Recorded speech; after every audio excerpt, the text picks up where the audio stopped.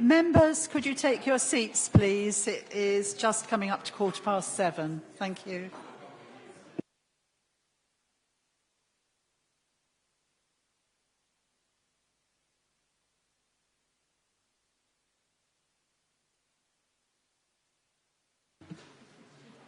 All right, good evening, members. Welcome to the Policy and Resources Committee meeting of the 14th of December. Before we get to the agenda, may I take this opportunity to advise you that we are not expecting the fire alarm to sound tonight. So if it does, please stay seated and Mrs. Matthews will assess the situation and give further instructions on the evacuation of the building. Tonight's proceedings will be webcast by the Council, but if anyone is intending recording these proceedings, can you please let me know now? I ask this question not to stop you, but merely to ensure that members and other members of the public in the room know that this is taking place. And I can't see anybody indicating. So without further ado, are there any apologies for absence, Mrs. Matthews? We've had apologies from Councillor Round. And notification of substitute members? Yes, Councillor Burton. Councillor Burton for Councillor Round. Thank you. We do have an urgent item, which with your approval I intend to accept. So it's on the amended agenda. It's yellow pages, which you should have received. Have you all got a copy of that? Everybody, yes? You should.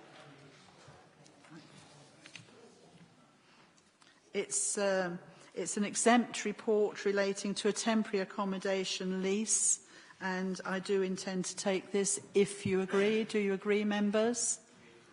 Thank you. I'll just let Mrs. Matthews take copies to people who don't have one as yet, if we can just get that round.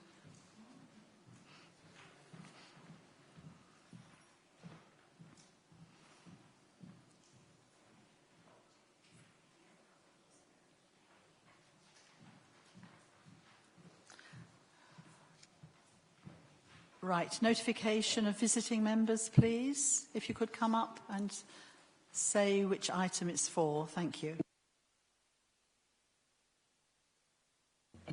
Councillor Newton on item 15. Thank you.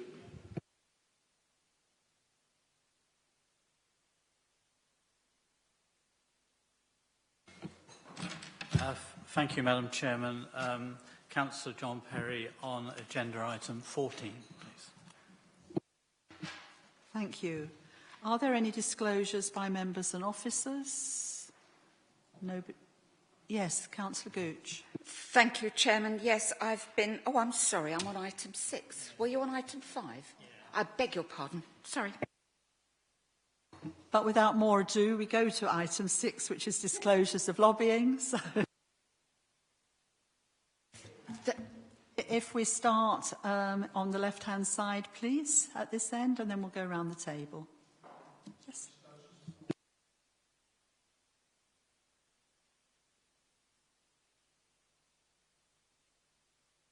Gore Road. Gore Road, yes.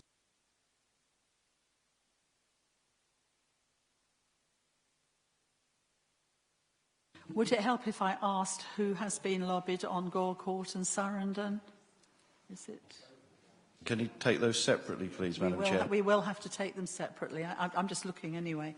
Right, so Councillor Gooch. Thank you, Chairman. I've been lobbied on item 14, Surrendon Field. I've been lobbied on 14, and I suspect that we've all been lobbied on 13 if we read our emails.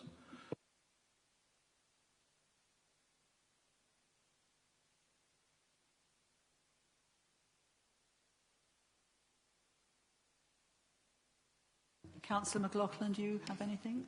Yes, on items 13 and 14, Chair. Ditto, Madam Chairman, 13 and 14. Item 14 only. 14 and 15. On both Gore Court Road and Surrendon Field, thank you. Item 14, Surrendon Field. So I think only 14, because George has just shown me a printout of an email, because I haven't actually checked my emails today. So, because I rushed straight from work. So I probably have received emails on 13 and 15, but I haven't actually seen them. 13 and 14. 13, 14 and 15. Yes, and I declare likewise 13, 14 Madam and Chair, 15. may I Back to correct Councillor my disclosure, because I also have had an email relating to Gore Court 15 as well. You've actually seen it? Okay, because there's And a so difference have I, between Chair. receiving it and... Okay, all right, thank you. Right, have you got that, Mrs Matthews? Thank you. Agenda item 7, to consider whether any item should be taken in private because of the possible disclosure of exempt information. We've discussed that. We do have yellow pages. I take that as read, that you accept that. Thank you.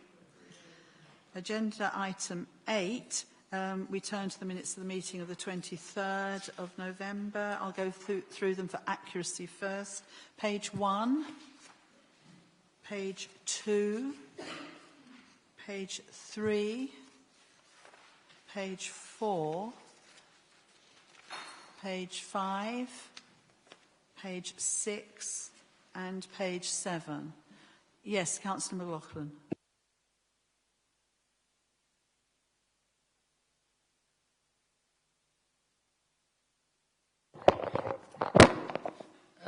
Yes, Chair. On the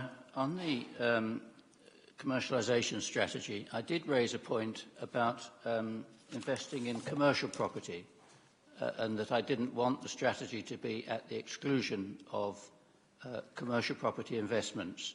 And if members agree, I'd like to just add a sentence to the end of minute 126 before it says resolved. Shall I read it out?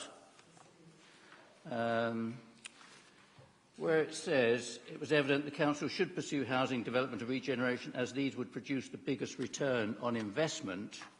I'd like to add, however, this would not be at the exclusion of possible investments in standalone commercial property when an appropriate opportunity arose. Thank you. I'm going to ask if that's seconded, first of all. Thank you. Councillor Cox was first, and then you indicated to speak, Councillor Burton.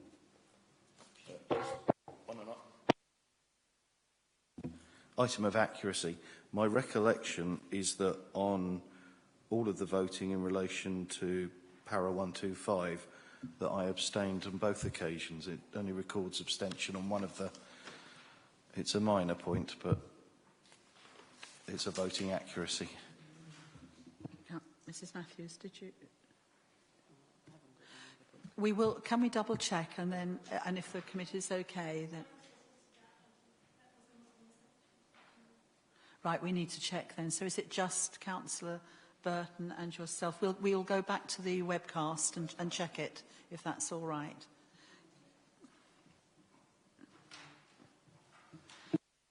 We're not disputing what you say, but you said if I recollect. So if we'll check and then we'll amend the minutes with the committee's agreement once we've just looked at that. Thank you. To come back to Councillor McLaughlin, that was suggested as an amendment, seconded by Councillor Cox. Actually, that's my recollection too, that we did have that discussion about not wanting, although we went with the strategy, we didn't want it to preclude other opportunities if they were obviously opportunities that we should look at. So is the committee happy to accept that addition? Yes, could I have a... so that people who are listening can actually hear, but they won't see, but they'd like to hear, I think. Okay, yes, that's agreed. Thank you. So are you happy then for me to sign the minutes? Members, are you I know it's coming up to Christmas and it's the end of the school term, but it would be... Okay. Presentation of petitions. I understand we do not have any. Is that so, Mrs Matthews? Thank you. Agenda item 10, questions and answer session for members of the public. I don't think we've got any public here. So that's also through. And so we come to Mr Green, please, the committee service work. Agenda item 11, you'll find it on page 8 to 9. Thank you, Madam Chairman. Can I propose just one change to the committee work programme that's in front of you? We were due to consider a report on flood prevention measures at your meeting on 18th of January. You may remember that this will be a report back on the outcome of work done by Arcadis, modelling different solutions to flood issues. The report won't be ready for the meeting in January, but we're confident that it will be ready for February. So if we can defer that report from January until February, please. Members, this is the second time it's been deferred, but it is true that we need a bit more time to get some of that back in. Are you happy to accept that being moved? Yes, Councillor Blackmore. Is it not possible just to give a brief outline in January? I just feel it's so long since the parish councillors and other members of the public were here. I think it was back in July. So I was just wondering, is it possible just to have a short update, not now, but maybe in January?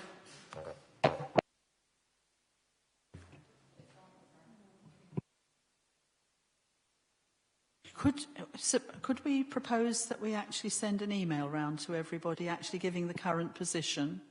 And then if you are not happy, then let Mr Green know, and then we'll see if we do need to bring something to that meeting.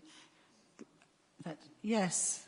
No, I don't agree, actually, Madam Chairman. I think we spoke about this at last meeting to put in something on the agenda for today, and it was pushed back to January. Councillor Blackmore's quite right about it being in July, I think, when we last discussed this. So I see absolutely no harm in having a brief update in January, and if and when more arises out of the Arcadis report, we can revisit it again in February. I just think this is such I think I said exactly the same last month. This is such an evolving position here that I do think it's important that we have regular updates to this committee.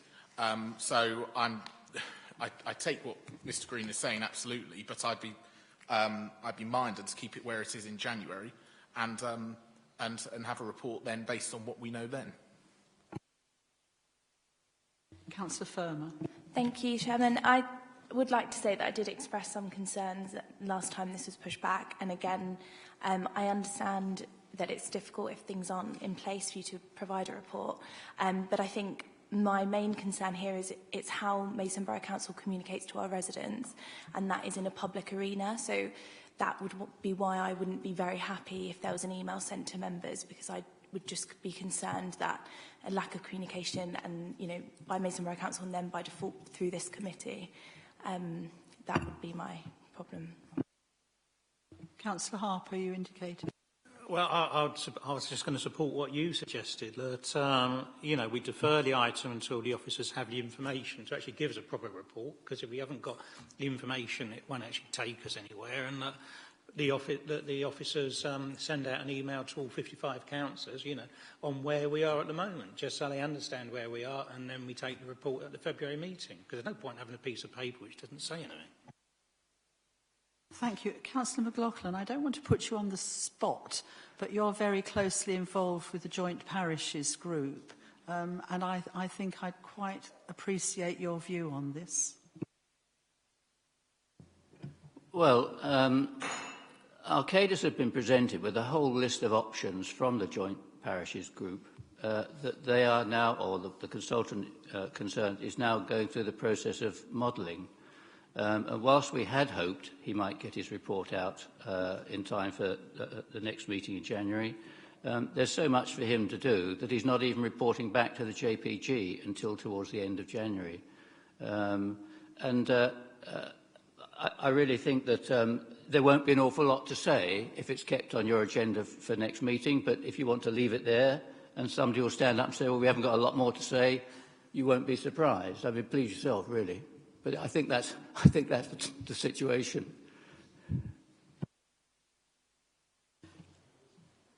I will obviously have to put this to a vote, but I have to say that officers have a great deal of work to do at the moment, and I really don't see the point in a huge report to say absolutely nothing. What I will say is that if there's any chance that it comes through, then we'll get it on the agenda, even if it's done late as an emergency item. I do think that it's appropriate that we do keep the members of this committee informed, and we can do that via an email to everybody. This is public. What we're saying here will be heard.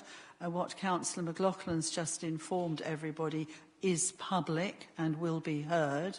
But I will put it to the vote. So those who do wish a report to come to the next meeting.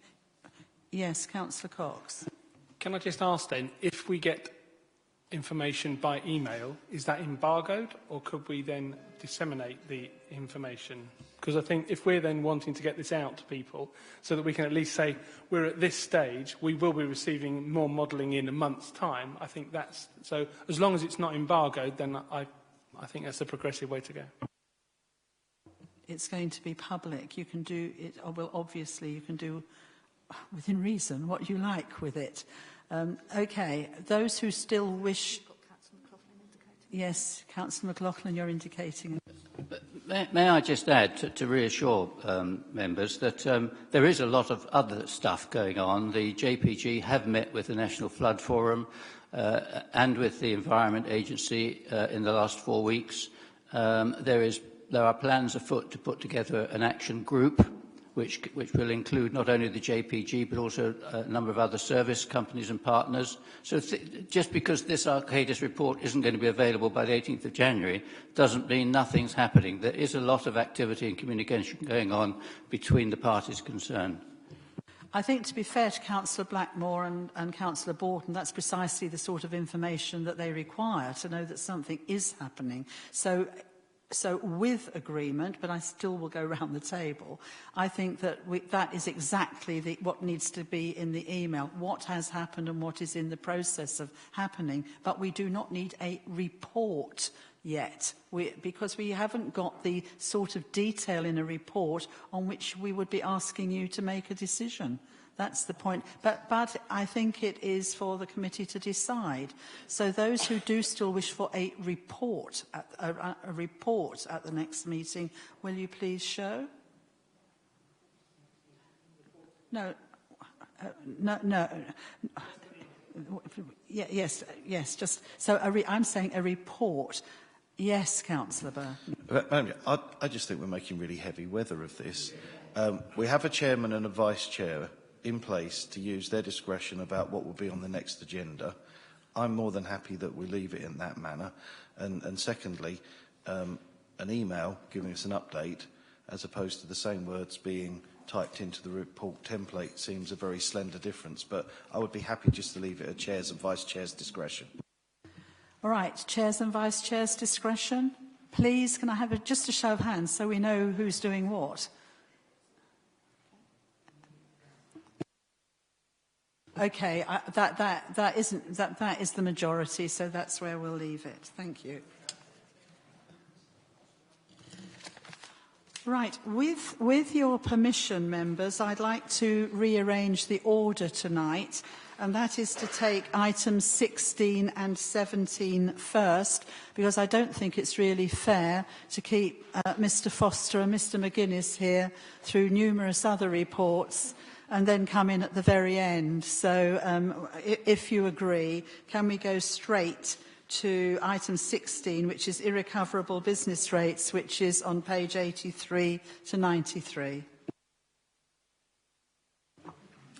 Thank you, Chair. That's unexpected but very much appreciated. So, thank you. It's on. Yeah, it's on. Turn it round. Yeah, sorry. Okay. Just to make the committee aware, the Council raises around £70 million a year in business rates, charged to 4,800 businesses. Whilst the Council maintains a strong collection rate in the region of 98%, there is inevitably circumstances where recovery can't be made, and provision for that bad debt is made within the Council's budget process. The debts identified within the report fall into two categories. Debt where the company ceased to trade or gone into liquidation, which represents the bulk of the value, and a smaller number where the ratepayer cannot be traced. Where a company has gone into liquidation or an individual bankruptcy, the council is able to register the debt should there be funds to distribute, but is ultimately unable to take any other means of recovery. Where a ratepayer has absconded, the council makes every effort to recover the debt and contact the debtor through written inquiries, telephone inquiries, enforcement agents and tracing software. And the debts that have been marked for write-off have gone through that process with no prospect of further recovery. Thank you. Councillor Harper, you were first.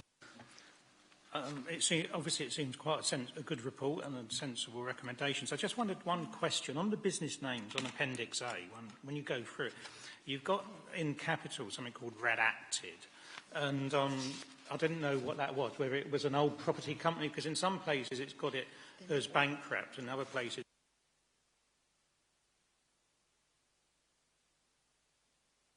Yeah, so the information's been redacted where it lists the name of an individual rather than a limited company.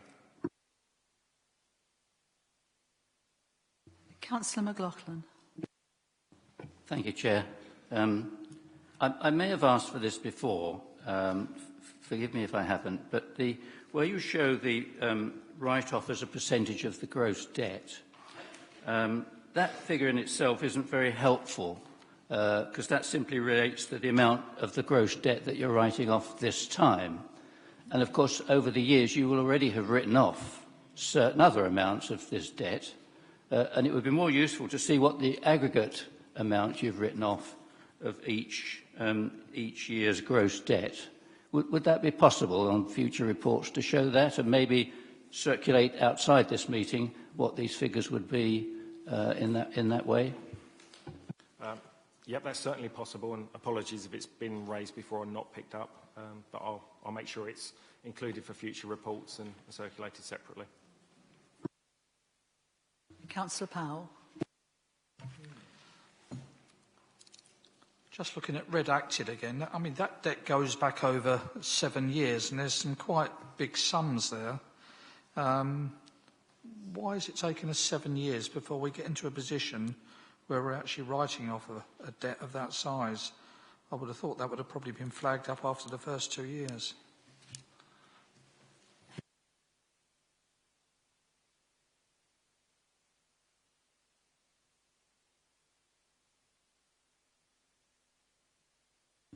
I haven't got a kind of complete list of the kind of case history with me, but what the council would look to do is enter into arrangements initially to collect the money, and it may be some stage later in the process that the customer ceases to engage with the council, and then we would commence our processes of trying to trace them before considering the debt for write-off.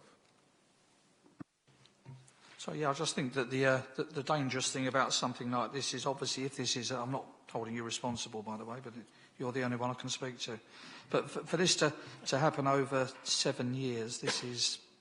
I wouldn't like to see these figures happen on a regular basis. I mean, I can maybe understand the Dartford demolition and the Raja of Kent. OK, that's gone over a certain 3 years and then the company's dissolved. But for a company to be still in business 7 years after incurring those sort of costs, I think this question's got to be asked. Just a moment, Mr McGuinness. Councillor Cox, was it regarding this particular thing or another question? No, regarding this. If you'd just like to come in here and then... Yeah, I too was looking at these, and some of these businesses clearly still exist, and yet they're saying that the company's been dissolved. Is it part of our duty to question the process? It would appear that you can pay £200 and then you're left alone for a year, and then another bill's done, and then another £200 is paid, yet you can carry on. And I'm making reference to one in Medway Street. I don't want to be public. I don't know. I know it's not on yellow pages, but it's exactly the same name of the restaurant that's still there. So this is, are we just red paper and the law stating it's not that company anymore? So is the law saying change the name of your company each year and you're all right, you can waive the debt? I don't know. That's what it looks like. That's what I'm saying. In terms of the first case, the case that's been redacted, I think in terms of the kind of commentary on the side there, it explains that there are actually empty premises and the business had ceased to trade and it was empty rates that were being charged. So in terms of opportunities to recover the debt, we would go through the process of getting a liability order, trying to identify assets on which we can recover the money. But ultimately, if a company has no assets and we're unable to identify an individual against which we can recover the money, then there is no scope for us to kind of pursue that further. In terms of the frustrations of kind of companies ceasing to trade and then kind of reopening with a similar name, I mean, if there are concerns that there's an individual, a kind of director that's responsible within both, then we're kind of active in reporting that to the insolvency service. But ultimately, businesses can, a new business can be created and trade from the same premises in a kind of fairly similar way. I have no one else indicating to speak. Members, I didn't actually ask at the beginning of this meeting whether we should move to the electronic system. What I'm going to propose is that we end this year sticking our hands up and we actually, at the outset of the next meeting, actually ask for the agreement that we move to the electronic system of voting. Is that agreed for tonight and as we move forward? Okay. So for this item, you will find the recommendation on page 83 that the unpaid business rates debt identified within Appendix A is approved for write-off. Is that agreed? And can I have a show of hands for those in agreement, please? 1, 2, 3, 4, 5, 6. Oh, I thought it had been seconded. No, it hasn't, has it? Are you seconding it? Thank you very much. It has now been seconded and it's unanimous. Thank you. Thank you, Mr. McGuinness. And so we'll move to item 17 on page 94 of the papers, which is the report of the Head of Regeneration and Economic Development, a business terrace update. To you, Mr. Foster. Thank you, Chair. At the June Policy Resources Committee, the committee asked for an update after just over a year that the business terrace has been operating, to report back on performance, but also to look again at the opportunity of move-on accommodation for those businesses who are growing and are currently in the business terrace. So, I mean, I'm pleased to report that the business terrace is still performing very, very well. All of the offices are occupied, and we've even built another one, and that's occupied already. The desks, we have 14 desks for hire and seminar rooms and meeting rooms. And whilst they are not as performing as well as we hoped, we do see a lot of growth there. And I should say that one of the things that have changed since June is that we have a new business centre coordinator. And he's bringing a lot of skills to the centre, including marketing and promotion, particularly the use of social media. And that's starting to pay dividends. He's recently told me today that he's now just signed up another 5 unlimited desk packages, which is quite a jump from where we are and brings us up to capacity. And so the forecasts for the end of the year are looking better than have been put down in the report. So if we just move to the budget and table 1. So just to explain, the red figures with the minus in front of them, they're income figures, obviously from the rental of the offices, the hire of the desk space, the seminars and the meeting rooms. And as you can see, the end of the year forecast is 27,169. That's a good performance, but we do have income targets. We have met our requirement in terms of provision to the medium-term financial strategy sum, our contribution there, but it's just shy of our income targets. We've got an additional income target of 15,000 this year and 30,000 next year. But again, through the work of our new business centre coordinator, a guy called Sean Henry, if you ever go down there, he'll be there. He's looking at all sorts of different ways of raising income, particularly the opportunity to offer virtual offices, which the research has suggested is quite a lucrative service. So I'm quite confident that we're going to narrow this gap this year and into the future. I should also absolutely make it clear that the expenditure, the costs of running the centre are the costs associated with just running the business centre. The terrace is housed in accommodation that the council has a lease on. So we would have, all those costs that we would have incurred anyway, because we have a lease until 2023, are not included in these budgets. So their sunk costs are not included in the running of the business terrace because we would have had those costs anyway. And just so you're aware of the sort of figures that we're talking about, the notional rent on the space is about £102,000 per year. So as you can see on table 2, the additional marketing efforts that we've engaged upon is starting to see substantial returns now, and I think we'll continue to do so. We've looked at trimming our costs as well, so we've trimmed things like our cleaning costs, the way we promote and market the site, those sort of things which have brought those costs down, and we've looked at ways in which we can increase revenues and income. Going forward, we've looked again at the expansion onto the floor 1 of Maidstone House, which is still currently vacant. We've looked at those costs again, and it is just not possible to stack up a viable scheme once you've looked at the capital repayments against the lengths of the lease, even if you look at it over 10 years. And one of the principal reasons for that is we would have to have paid a rent on the floor 1 that we don't currently have. So we've looked elsewhere as well. What would we do if we looked outside, and whether or not we just set up something completely new? And again, you'd have to look at something around 20,000 square foot. You've got the conversion costs, and then you've got to have another centre manager, and that doesn't work either. So there is still demand. We have still got demand coming through for more office space, more small quality office space, but at the moment we can't accommodate that here. There's limited provision elsewhere in the town.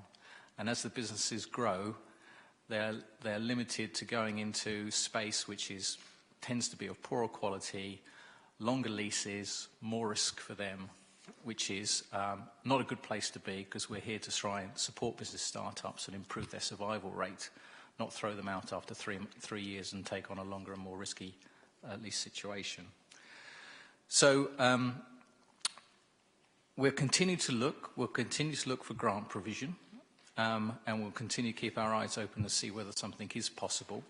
Obviously, floor 1 might go, and I'm aware that Capital and Regional have interest from 3 occupiers for floor 1 at the moment, although that may not obviously come to anything. But what I have suggested, and if I could just draw your attention to the recommendations in the report, just proposing a slight change of wording for clarification. We obviously are looking at our own office needs, the council's own office needs, post-2023, and that might be a whole range of different things, including perhaps staying where we are, or even considering building our own offices somewhere else. So what I'd like to suggest is, alongside our office accommodation needs, we look at the opportunities to provide another business centre alongside that.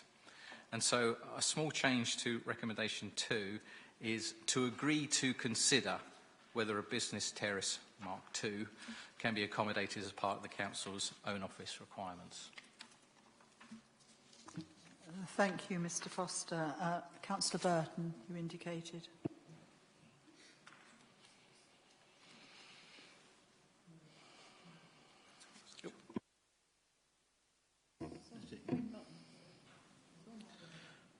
I was pressing the button correctly, but it doesn't always latch for some reason.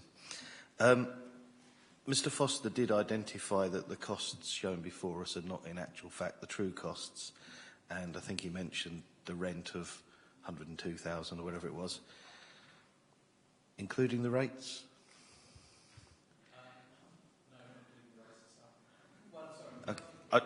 If I bundle it all up in one, so including the rates, question mark, including the depreciation cost of the fit out, question mark. I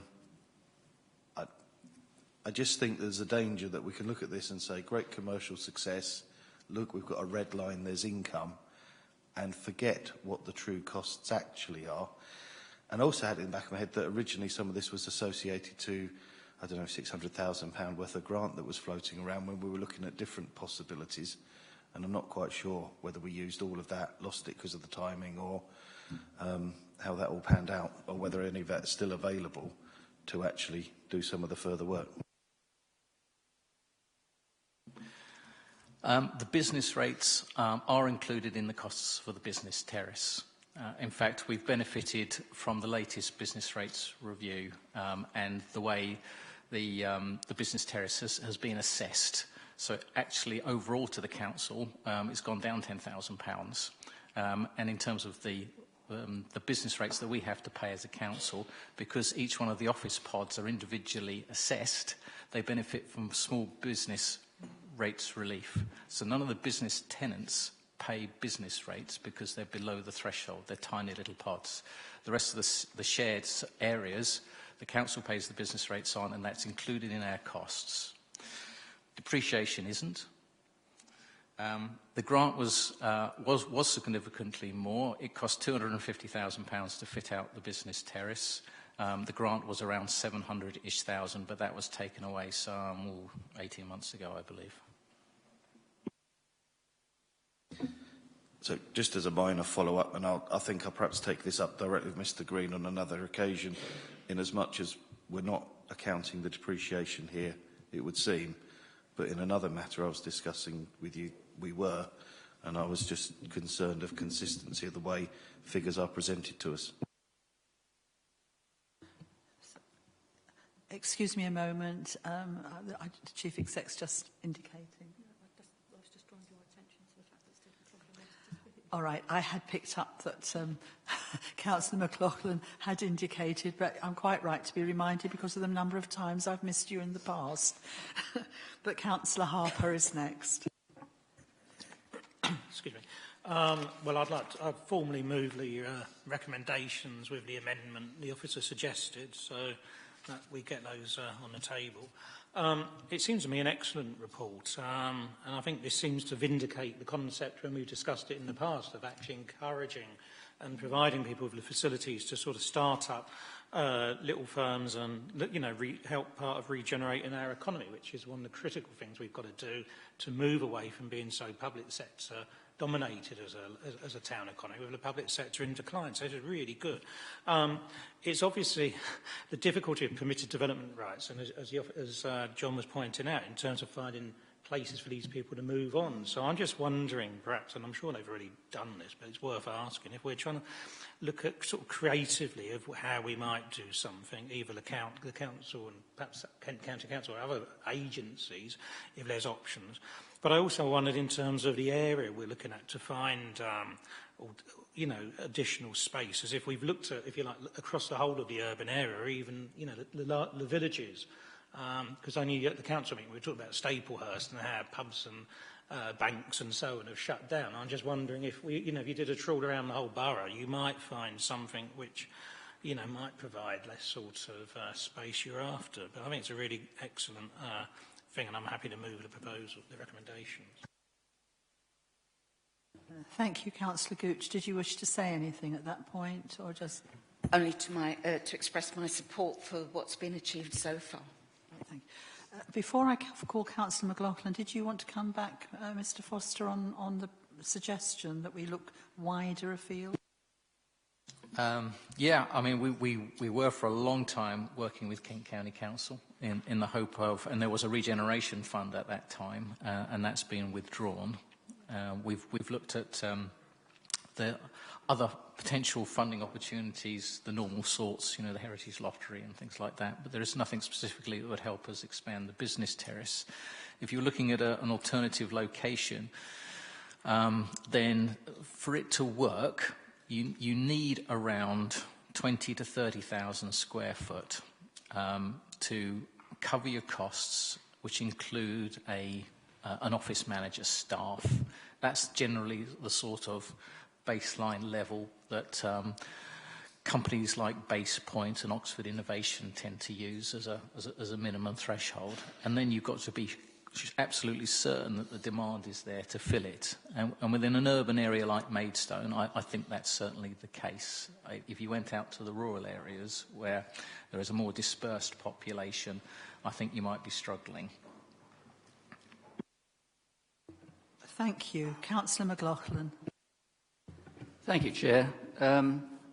Coming to recommendation 2, I don't think we can consider the future of the business terrace without a full indication of the costs involved. And I think we have to bear in mind how much we're prepared to subsidise it by.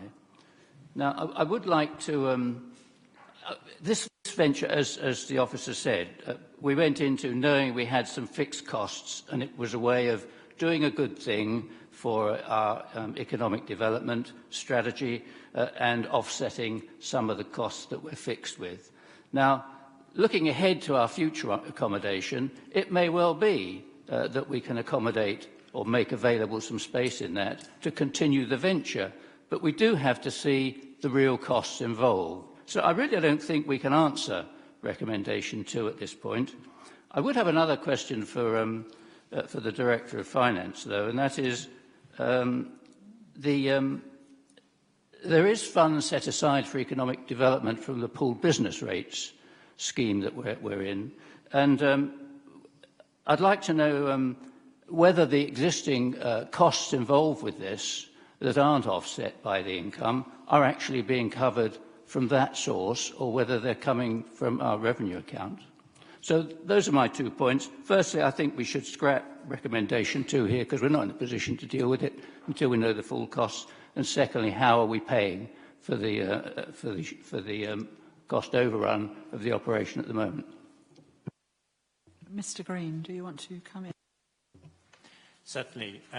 I'd agree completely with what you say, Councillor McLaughlin, that the benefit of this is that we had some fixed costs, and it made sense to generate a positive contribution, which doesn't offset those fixed costs in total, but it does help to meet the costs. So it's right that, as you say, that the report doesn't refer to the overall costs of the office accommodation, and when we look at office accommodation strategy more generally, obviously we need to take that into account.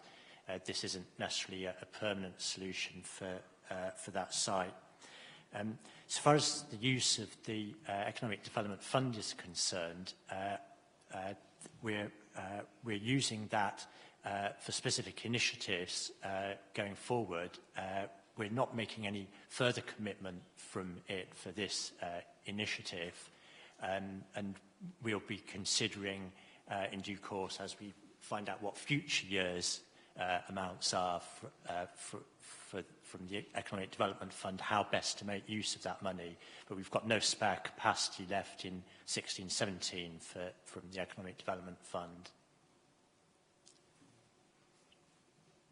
May I just ask a supplementary? When does the lease on the terrace expire? Is that the same as our tenure on Maidstone House?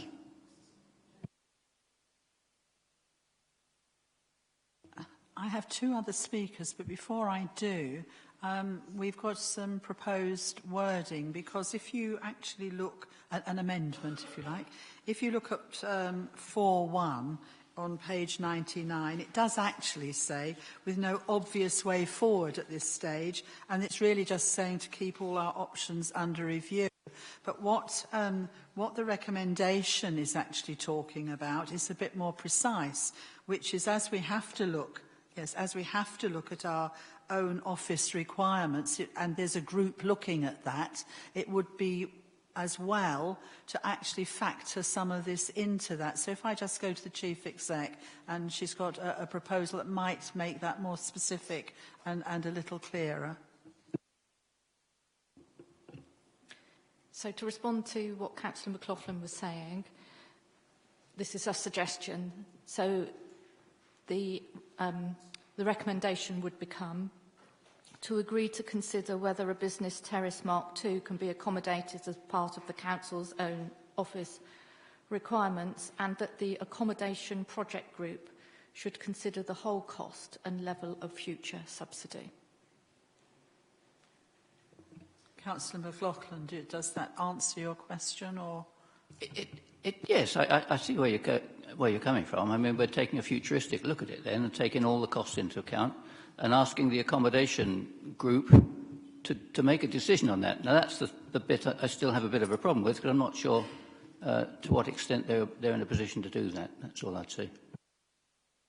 What I'm going to do is ask you to hold that, and I'll ask the three remaining speakers we've got to speak. And then, and I know Councillor Blackmore, I've captured you. So it was Councillor Bryce next, then Councillor Cox, and then Councillor Blackmore. Then we'll come back and read that again, if necessary, and take it from there. Councillor Bryce. Thank you, Chair.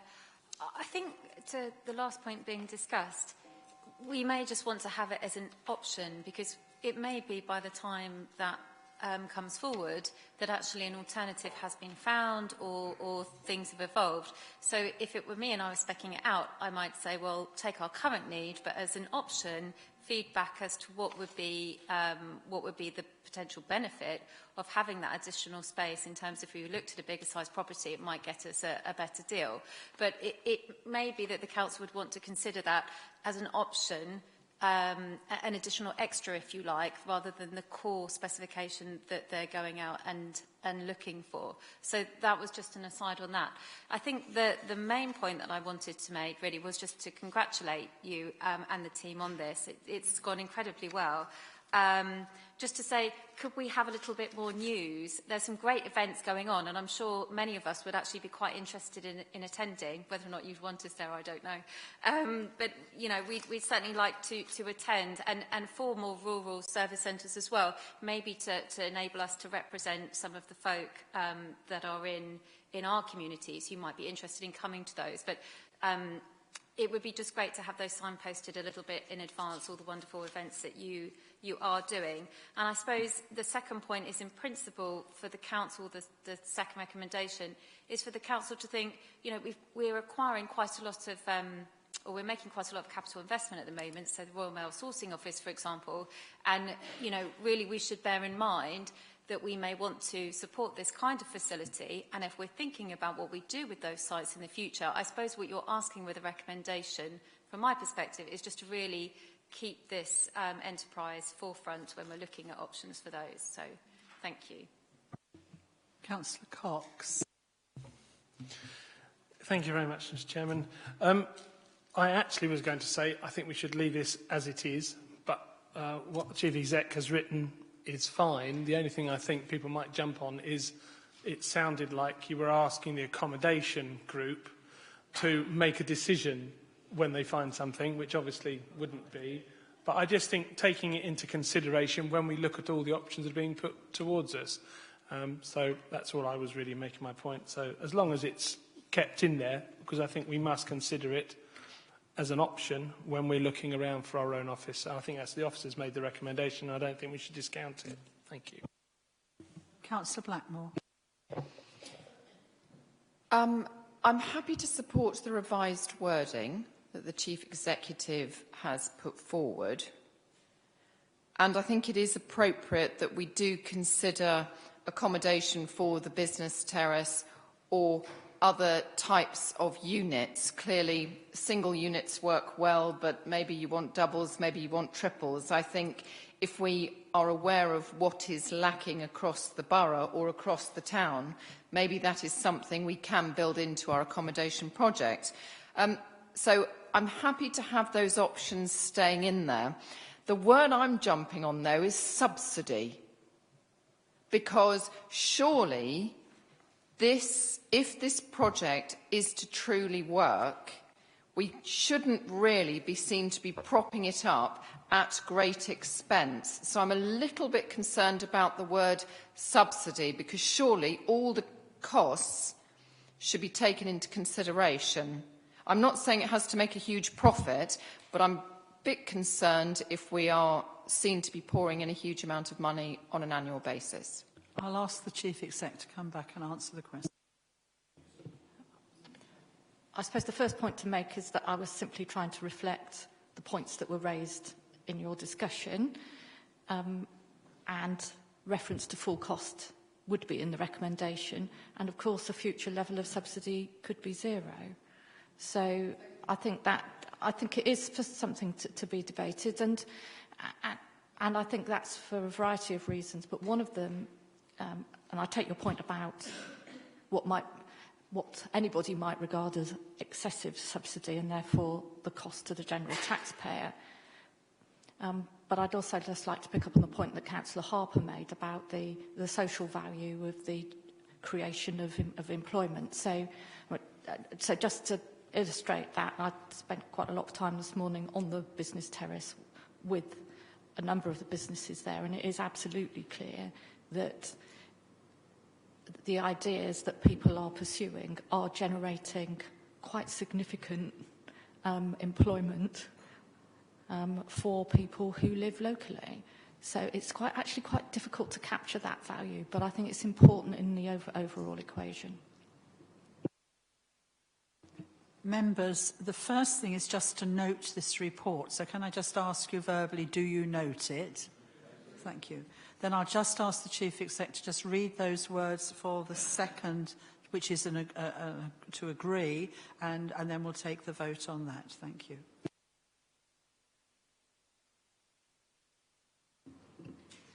So the recommendation becomes to agree to consider whether a business terrace Mark II can be accommodated as part of the Council's own office requirements, and that the accommodation project group should consider the whole cost and level of future subsidy. Councillor Blackmore, are you actually happy to do that? Councillor Harper, are you seconding that? Well, I moved the original motion, so what I was going to say was I'm willing to accept that wording, subject to a report including and report back to the Policy and Resources Committee, and looking at when you refer to the subsidy issue, it needs to include, I think, as the Chief Executive was saying, the social costs as well. So it's not just economic costs, it's also social costs we need to be considering. So, but with that, I'm happy to accept that as a right, so we've got it. It will come back to Policy and Resources. That other committee can't make a decision. They can only look into things and make recommendations. So that is proposed by Councillor Blackmore, seconded by Councillor Harper. Could I have those in agreement, please? Hands?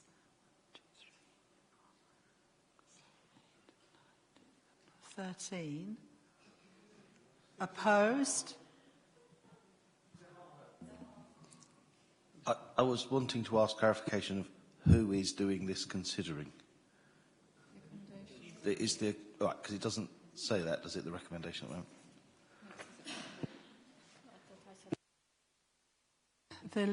The Chief Exec did say who would be doing it. It was in that.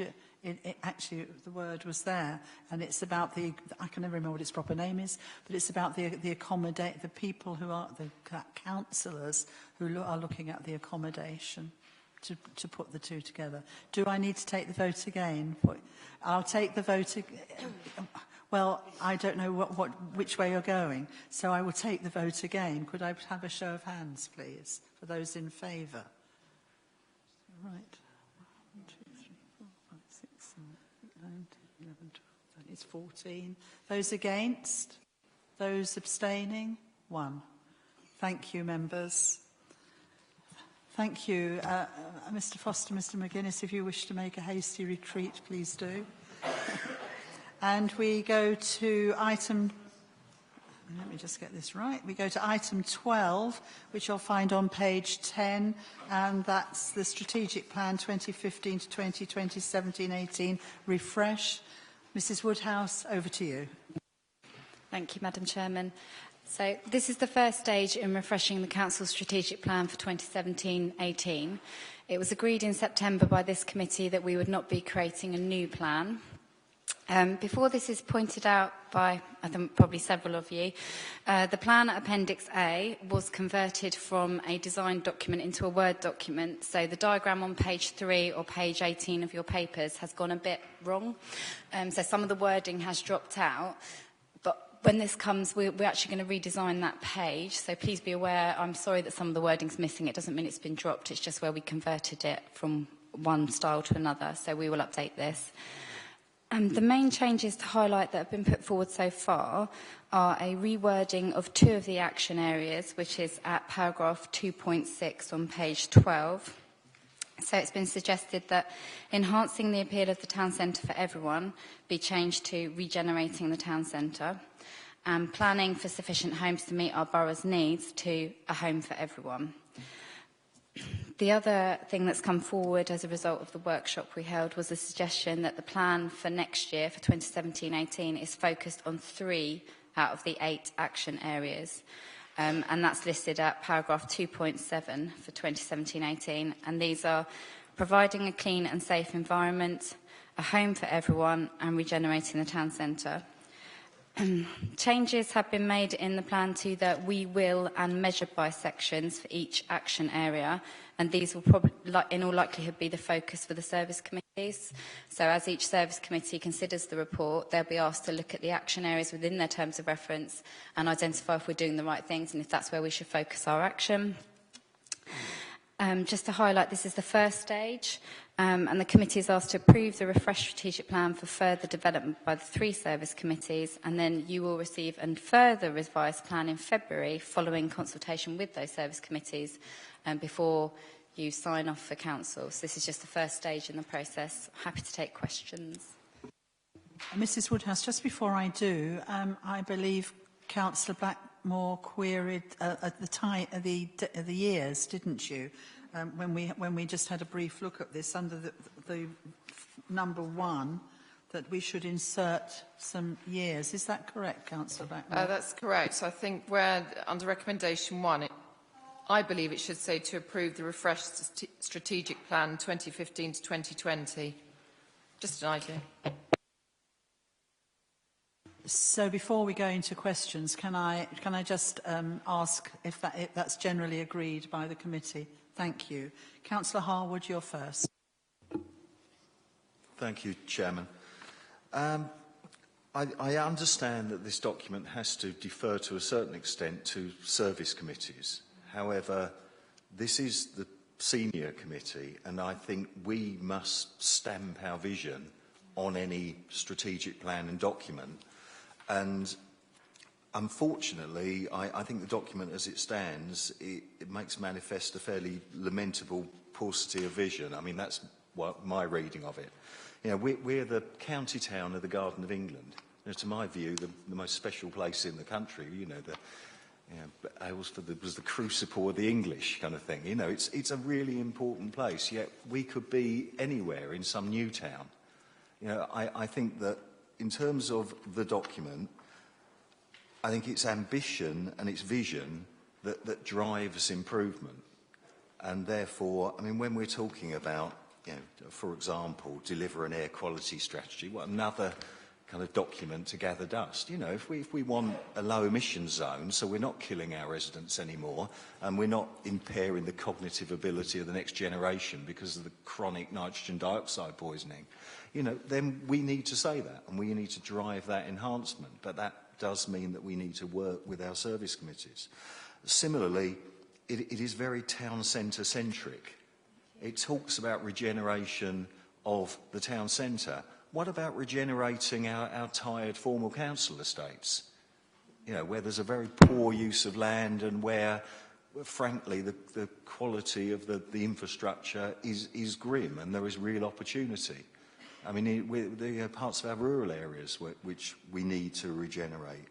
But also, as I come back to this point, that we are the county town of the Garden of England. We should be the greenest, most beautiful town centre in the country. You know, that should be our ambition. That's what we should be driving to do. If you have that ambition, that's how you lever in the funding. That's how you lever in the cash and so on.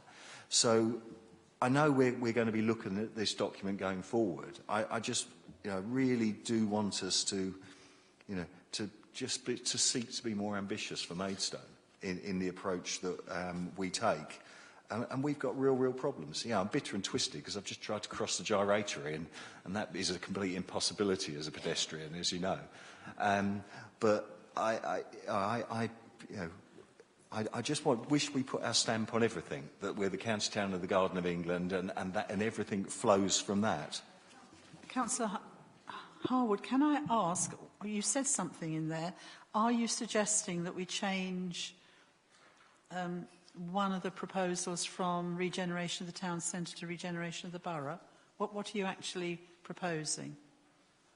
Yeah, I mean, we have a target which only talks about regenerating the town centre, whereas actually it's about regenerating our communities. And it doesn't matter whether our communities and our business districts are in the rural area, they're in a suburban estate, or they're in the middle of the town centre. We have to strive for excellence and make the best use of our land and development. So in terms of the phrasing that we use, I think we just talk about, you know, regeneration of our communities, essentially, and that takes into account both business districts and residential districts that require it. Is that seconded by anybody at this stage? Right. Just a minute. Councillor Firmer, were you seconding that? For the borough, not just town, I was seconding, yeah. So, is that so the language changes from, so it changes from just regeneration of the town centre to regeneration of the borough? No, no, Councillor Harwood didn't say that. Councillor Harwood said regeneration of our communities. Are you seconding Councillor Harwood? Is that yes. what you said? Yes, sorry, I'm happy to second that. I mean, it's regenerating areas that require regeneration. I mean, it's not regenerating the whole town centre. Some of the town centre's lovely. I don't want to regenerate Moat Park or the River Len or the nice bits. I just want to regenerate, you know, the bits of the required regeneration, and that's exactly the same with our estates, you know. And that's what we need to convey. I think your thought's been captured, and Councillor Firmer has said she's in general favour of that. I'm going to go to Councillor Bryce next. Yes, I have. I'm not sure, and forgive me, what we're trying to do here. I mean, I don't think it's very fair to try and write this by committee. So if we want to go into the detail, and I fully endorse what Councillor Harwood is saying, a lot of the phrasing that he's using, can we have a subgroup to work this up? Because I don't think we can write the language by committee. We'll be here all night. I completely agree that, you know, we're focusing on a town-centric approach here, which is frankly not great for the taxpayers that live anywhere other than the town centre. And to be quite honest, given the state of the road from Staplehurst into Maidstone, you can't really get into town at the moment without spending about an hour in a car. I would also say, in terms of on page 12, we talk about this concept of a home for everyone.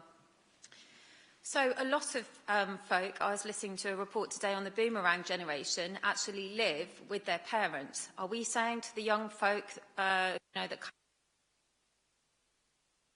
parents that we're going to give them a home if they want it? I don't think that. I think we're trying to respond to the housing need. So I think that's potentially where we need to move back to.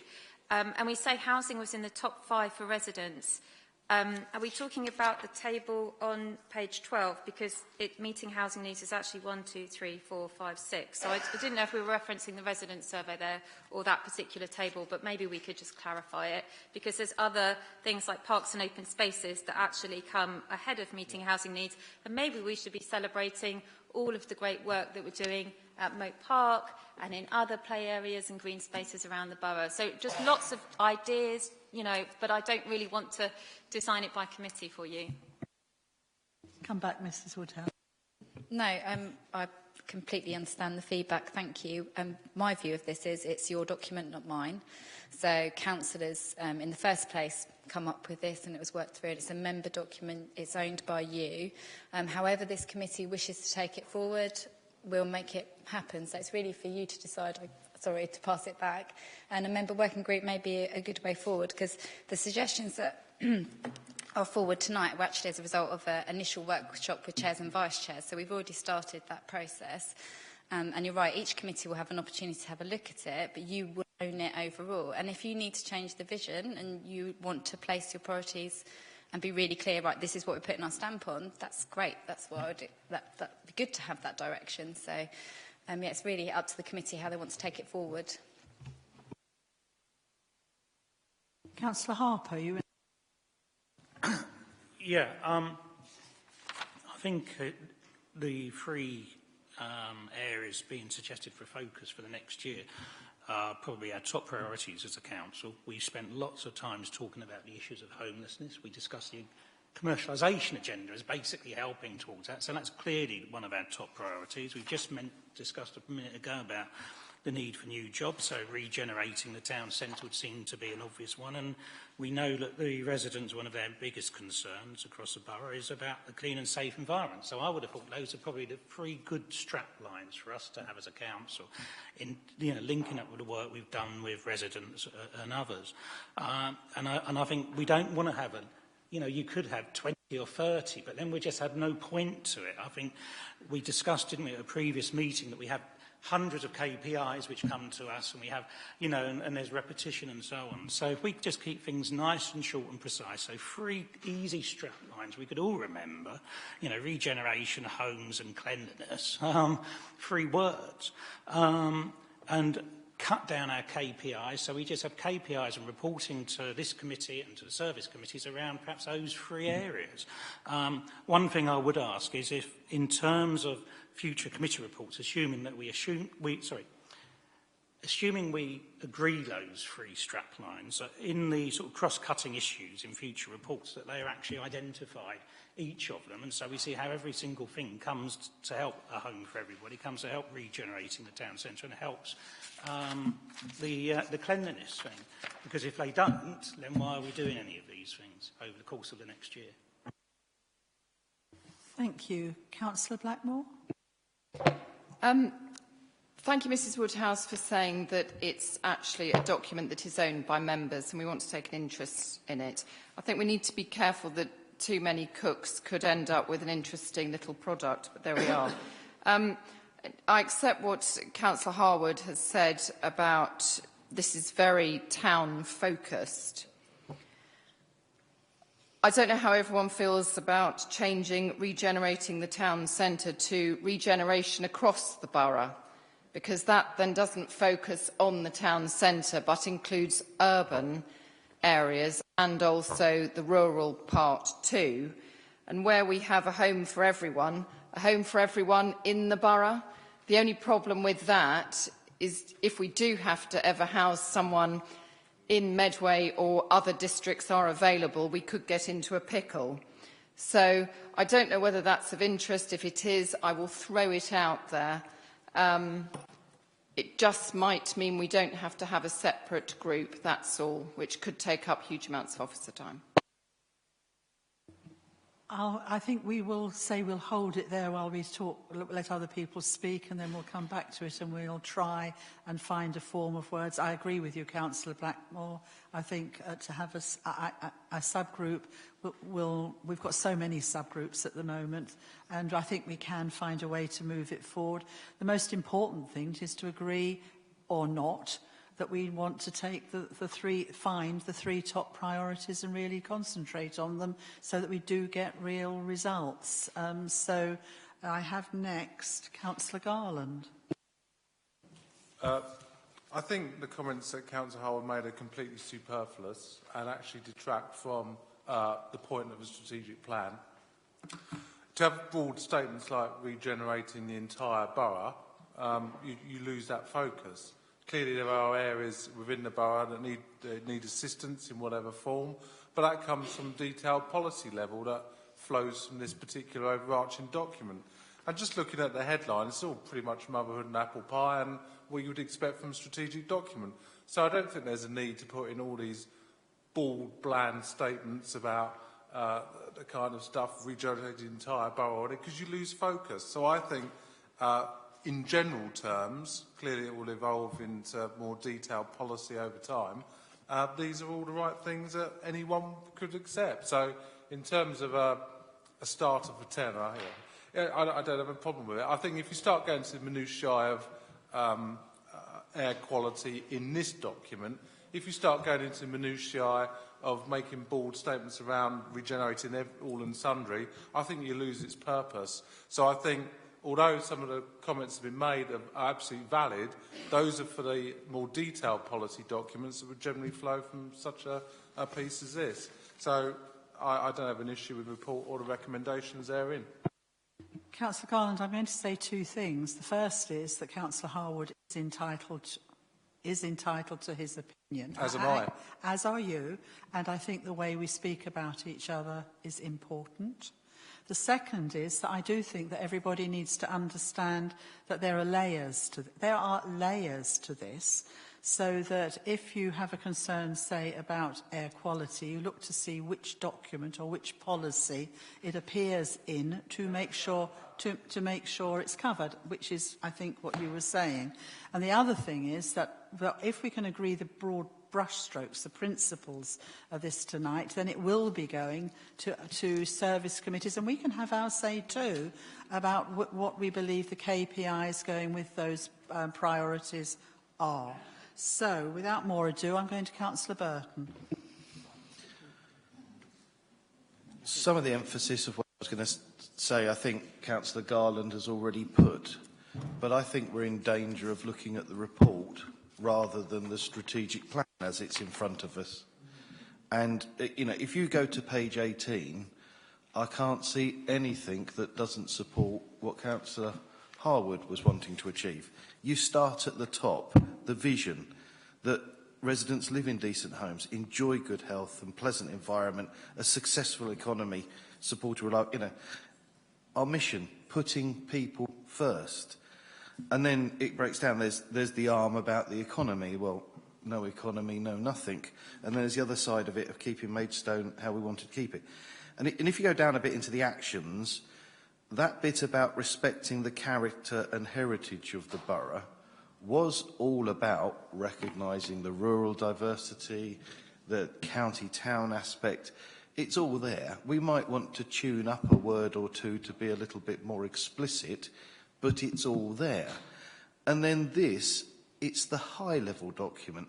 This is what will drive the process to get an air action management plan or whatever else is needed to fulfil these actions and these ambitions. So broadly, I'm very happy with what we've got. You know, where I think we need to get into the detail is when you then turn the pages and it starts to elaborate on encouraging good health and well-being. And, you know, we have to question to what extent our role is to work with businesses to promote health and well-being. Is that really our priority at the moment, or are there other things further up the line that we need to be more focused upon? So I think we're disappearing up our own backsides a little bit with this. It is quite clear that this is a high-level document, and the bit, you know, so approve the refreshed strategic plan. Well, it's hardly refreshed at all in actual fact. Most of it is the same. But the number 2 bit worries me a little bit more, where we're at a very early stage really narrowing down our priorities, where we're going from 8 to 3. You know, I think what we've got to look at is whether we still need all 8, not which 3 of the 8 we're going to be focused on. So why don't we kind of scrap 2, see what the service committees come back with, and get on with 1 and say we're approving it for further development. End of. I still have 2 people who wish to speak, but I think we're losing our way. I now have 3. Because we did have an amendment actually proposed, and I think we're losing sight of it, which was, I think, it was Councillor Firmer, about regenerating our communities. And I think we need to actually not lose our way to... Yes, Councillor Firmer. So I think I liked also Councillor Blackmore's spirit of what she'd also suggested, which was incorporating just that we have a borough-wide focus. So I don't know whether that, because I was seconding Councillor, so right. how would we... We are now getting into the process of how you run a committee. What you actually seconded was what Councillor Harwood proposed. And that is the first thing that's on the table, and other people are going off at all sorts of different tangents. We have to get that out of the way, frankly, before we go on. So, can I hope you've got it. Can I ask you to read out what we've actually got? Regenerating of our communities. Madam Chair, before we proceed, can I ask exactly where those words are suggested to go in this? It's a phrase we're throwing around. I can tell you precisely. What is giving everybody anxiety, if I can put it that way, is that we appear to have a very town-centric policy, which is about regenerating the town centre. Some people are happy with that, but a great many are not. And then we've had a plethora of words that could be used to actually amend that to be a more borough-wide policy. So we actually had some proposed words by Councillor Harwood, seconded by Councillor Fermor, which was trying to address that. Now, you may have better proposals, but that is what is on the table at the moment, and we do need to vote on that before I can start saying, well, do you prefer Councillor Blackmore's wording? So that is what is the proposal, to have this town-centric policy should be broadened out to something that reflects the borough as a whole, and it was put in wording that it was communities. And what I'm going to ask you to do is vote on whether you accept that amendment. Yes, Councillor Cox.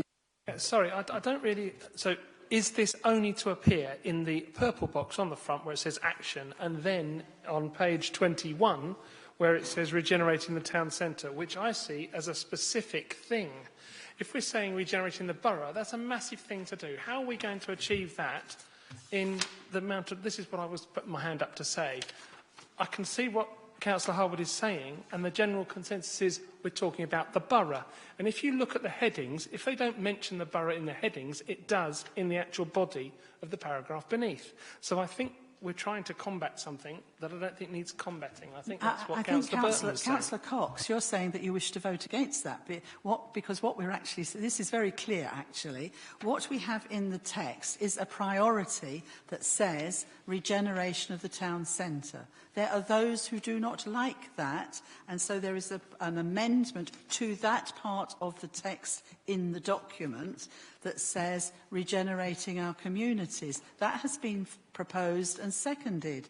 If you believe that we should stay with regenerating the town centre, I'm not telling you how to vote, but you would, I would submit, vote against it. So could I have a show of hands, please, with those who actually wish to vote with that wording? So those in favour of that wording, could I have a show of hands? That's 1, 2, 3. Those again, sorry, Councillor Bright, sorry, it was 4. Your hand was there. Those against at this point in time. 1, 2, 3, 4, 5, 6, 7, 8, 9, 10, 11. Those abstaining. So we've got the whole House. Now, Councillor Blackmore, you actually proposed, on this same topic, you actually proposed some other words. Would you wish to repeat them?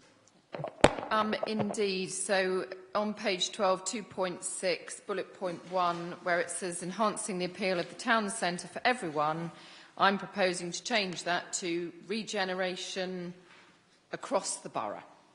Is that seconded by anybody? No, it isn't seconded, so that I presume. No. Oh, right, okay. If you haven't got a seconder, there's no amendment. No, there's no... You have got a seconder or no? No. Nobody said... Can I make... You can't... You seconded... Are you now proposing to second that one, Councillor Bryce?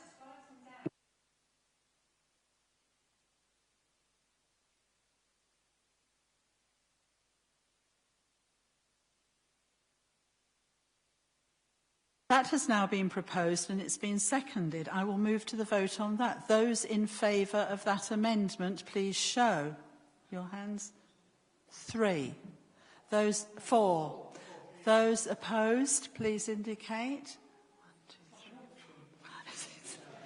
4. Hang on. 1, 2, 3, 4, 5, 6, 7, 8, 9, 10, 11. That's full house. So that has failed. So hang on a minute, and I'm coming to you. So at the moment, we've gone back to the original wording. I will now go... It's actually Councillor Gooch who is next, but I have got you. Thank you, Chairman. Thank you very much for a good draft document. I think it's brief, and it's what a strategy should be.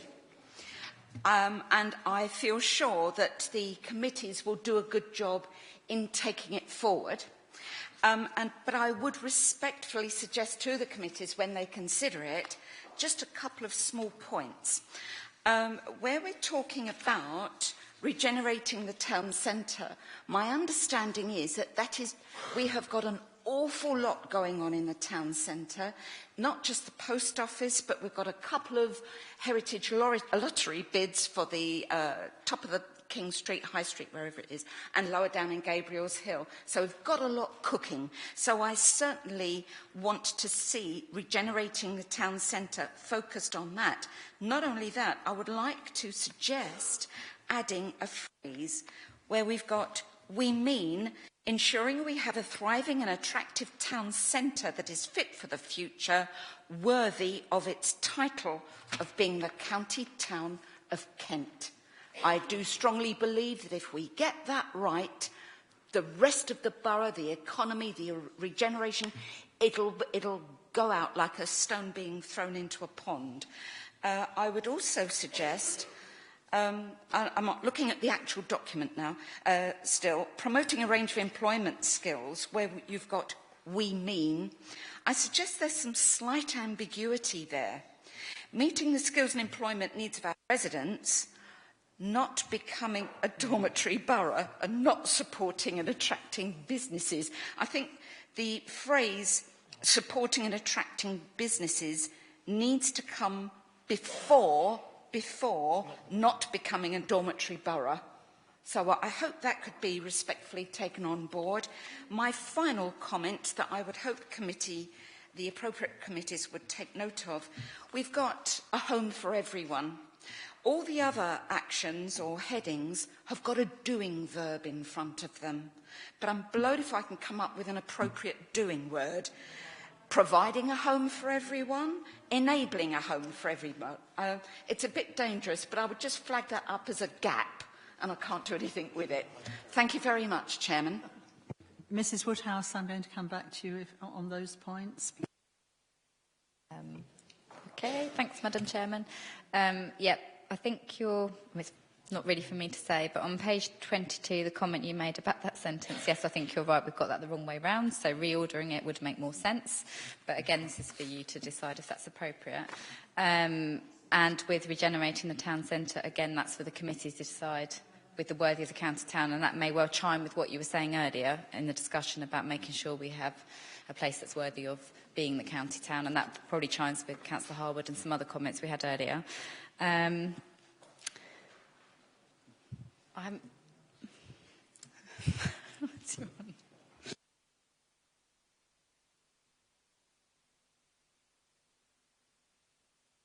Councillor Cox. Thank you. If you're coming back to me now, I would actually like to propose, if nobody's done it, as the papers are asking us to, because I think as a working document that can now go to the committees, they can choose their own priorities within each one of the communities to work on this document. But again, this is just a framework. Yes, we can direct people and push them at certain angles, as we've already mentioned, but I think it is up to those committees to take this forward. And it will come back to us anyway, so we will get another chance to look at this, but many of us are on these committees. So I think that's where this minutiae difference can happen. There are various points I'd change on here or question. We do use the word an awful lot about affordable homes, and when we were asking questions at the actual, when we were talking to the public in the MAL, they were sort of raising an eyebrow about what's affordable nowadays. I think we use these words, and I don't know, to some people, they may never be affordable. And I think that comes to our homeless issue as well. So I think we need to be careful how we word things. It means something to us, it doesn't to the general public. But I would like to propose as on the papers, please. Yes, it is seconded. I'm just trying to work out whose hand went up first. So we're all Councillor Garland then. Okay, it has seconded that. I have two more speakers, and I also want to say something else, because actually, personally, I'm quite concerned that what Councillor Harwood is talking about isn't encapsulated anywhere in what is said. It seems to me that it could fit under when we talk about the clean and tidy, that possibly we could find a form of words to insert into that would pick, now hang on a minute, that would pick up on the sort of that aspect of it's clean, tidy, and pride in our town. Yes, it comes back to that pride and the pleasant environment that is more than clean and tidy. It's actually, and I would suggest that perhaps if we can work outside this meeting, it would be appropriate to take that recommendation to Communities Committee. Councillor Harwood, if you would work with us to see if we can find some wording, because it isn't anywhere. It is important, and we do need to capture it. But if we're agreeing that we can't be all things to all people, we need to actually try and encapsulate it within one of those three priorities. And it does seem that it would actually fit there. Hold that, please. Think about it. I've got Councillor Burton, Councillor McLaughlin, and then I had Councillor Harwood, and then back to you, Councillor Gooch. Right. And we do have to try and come to some conclusions. So with that, Councillor Burton. I think we need to get on with this vote. And we're all saying the same thing. It's going to go to the committees, it's going to be a bit of further revision, and this committee will have the final say. But I do think that alongside the presentations to the committees, there needs to be an understanding given of the structure of this document. Because just because the headline bit on page 1 or page 3 or 18, as you might look at it, doesn't say every bit of everything, you have to understand that it's contained within the detailed paragraphs, and that's where we can get a bit wordy. So we need to explain the structure of this document to people. Before we move to the vote, Madam Chair, can I just make sure that we're all understanding the significance of 2 here? And if I'm understanding it correctly, I'm totally in favour. I think what we're saying is we're ditching all those KPIs that consume a massive amount of officer time, and then we all ask the question about why the KPI that we've just thought of isn't there. So we're ditching all of that, and it will be down to the service committees to keep focus on what they consider to be the key indicators of the day to make sure that we're performing. So on the basis of that understanding, let's get on with the vote, please. Out of fairness, I must allow Councillor McLaughlin and Councillor Gooch to speak. Thank you, Chair.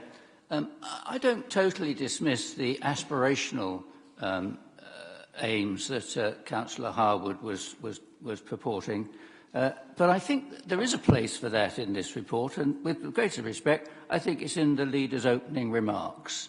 I think you've got an opportunity there to talk with some glee about Maidstone as the county town and the aspirations that we have as councillors. And that's a very powerful place to put it, and I would thoroughly recommend that you give that serious consideration. My second point is I do have trouble with this word regeneration. I'm sorry, because it implies a start point of dereliction to me, and I don't think we should be starting there at all. I think the town has a lot to offer as it stands. We want to improve it.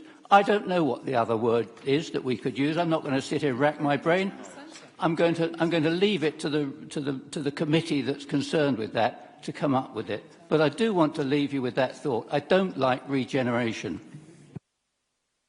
That is noted. Councillor Gooch. Thank you, Chairman. With the greatest of respect to you as Chairman, you did say that you wished Councillor Howard's points to be carried forward, but I would suggest on a point of order that this committee did not agree the points put forward, neither did this committee agree the amendment that Councillor Blackmore suggested. So with respect, I do think we need to be careful about what we want to have taken forward. But otherwise, I still confirm that it rests with the committees. And if those people feel so strongly about that, what they want to see, they need to go to the appropriate committee. Thank you. Councillor Gooch, that's precisely what I was suggesting. Not that we may, I'm personally concerned that that's not reflected anywhere in one of the three priorities. Personally, I will go to that committee and make my point at that committee, and I trust other people will as well, because some of us do feel very strongly that it's signally missing from those three. Okay, everybody's really talked till they're, I think, weary. So if we go to page 10, the first thing is to approve with the amend. Sorry, Councillor Howard, I did say you could come back. I did notice. Thank you, Chair. Just as a postscript to this whole debate, I still believe that the strategic document is very important. It sets the direction, it sets the die for everything that we do as a council. I think that it should be inspirational. It should be a vision that we all aspire to. And I come back to the point that if we're not just the county town of a county, we're the county town of Kent, the Garden of England, and that should be emblazoned across everything. And there is a marketing element to this, as well as everything else. And, it's our self-confidence that breeds our success. And, I think that really needs to be understood. We need to, talking about garden cities and so on, we need to be a garden county town. And I think, that sort of ambition needs to be built into the document. I mean, our Victorian and Edwardian forefathers, they bequeathed us with the parks and gardens and the tree-lined streets we had until 1987, 1990. All I see now is quality of life going downhill. We've got to stop the rot, and I think that this should be a statement of intent to start that stopping of the rot. And that's all I'm saying. Howard, if we stay with, despite Councillor McLaughlin not liking the word, if we stay with regeneration of the town centre, you can get into that vision. You can get into it, that vision. So, please, one is to approve the refreshed strategic plan with the insertion of the dates 2015 to 2020 for further development by the service committees prior to approval in February before submission to full council. Is that agreed? May I have a... hang on, somebody actually recommend... Yes, Councillor Cox recommended that this went through. Who seconded it, please? Councillor Burton. I nearly always forget that somebody has to second it. So is item 1 agreed? Show of hands, please. 1, 2, 3, 4, 5, 6, 7, 8, 9, 10, 11, 12, 13. Against? 1. Abstaining? 1. 2 is to... and this you've got to be very clear what you are focusing it on, please. That's to focus performance reporting for 2017-18 on the 3 prioritised action areas described at paragraph 2.7. This will be supported by each service committee agreeing performance reports for their respective areas. And those committees, service committees, can look for better wording if they choose. But it is the general agreement that they are the 3 priority areas. Can I please have a show of hands, please, for those agreeing that? 1, 2, 3, 4, 5. Councillor Gond, is your hand up? Yeah. Yep, sorry. 1, 2, 3, 4, 5, 6, 7, 8, 9, 10, 11. 11. Opposed? 3. Where's the fourth one? Oh, sorry. 4. Abstaining? No. All right, thank you. I'm just going to say this is difficult because everybody really cares about this borough and how it moves forward, but this is the first stab at it. Mrs Woodhouse, are you happy that you've captured what everybody says and their concerns? Yes. Thank you. And I just want to ask you if you think you've got your notes okay. All right. Thank you. Right, we move on then to item 13, which you'll find on page 26 to 67. Before we go into this, and I ask Mr Green to speak, we could be all night on this one as well, and we could be hedge-hopping all over the place and get totally confused. So thank you. So what I want to ask you to be clear about is that we look at the general bit of it first, and I've got to turn the pages up myself, which is on page 26. I might ask, yes, but let me just get this in place first. So you're being asked to look at the general strategic revenue projections at Appendix A. I would ask that actually Mr Green talks about that, then we actually debate that and see if we do agree that, and then we actually get more specific budget proposals for this committee. And I want to make it very clear it is not for us tonight to discuss the proposals for the other service committees. That is all here for you to get the general overview. With that, would people like a comfort break for 10 minutes? Yes? Yes, okay. 10 minutes. That means back at 9 o'clock, please.